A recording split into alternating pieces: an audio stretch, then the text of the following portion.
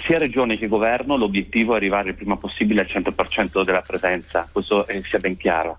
Abbiamo fatto presente al Governo, ma non solo noi, devo dire anche per esempio i prefetti che hanno ieri avuto proprio una riunione con il Ministro dell'Interno, non delle difficoltà, ma delle impossibilità oggettive.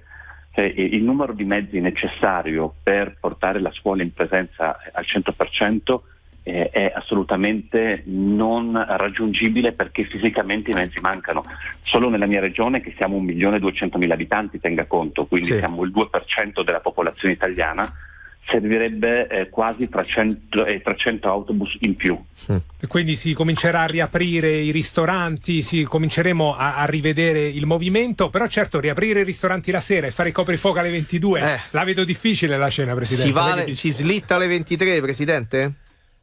Su questo c'è un'interlocuzione con il Governo. La conferenza delle regioni che ci siamo riuniti ieri, ci riuniremo anche oggi, propone ovviamente anche questo misure assolutamente responsabili. Non è che le regioni hanno detto andiamo avanti fino alle 5 di notte facendo i rave party, abbiamo detto ampliamo di un'ora fino alle 23, così da permettere all'attività, nei limiti sempre quindi con le regole, di avere un minimo di respiro, perché oltretutto sono aperti la sera soltanto quelli che hanno spazio all'aperto, quindi anche quello è una forte limitazione che oggi è in campo, che io spero nelle prossime settimane possa venire superata, perché la conferenza ha preparato già e consegnato al Governo le linee guida, per esempio, per la ristorazione anche all'interno, con regole molto rigide, ma che permette quel tipo di attività ed altre. Quindi lei ipotizza una riapertura per i ristoranti all'interno prima della data del 1° giugno?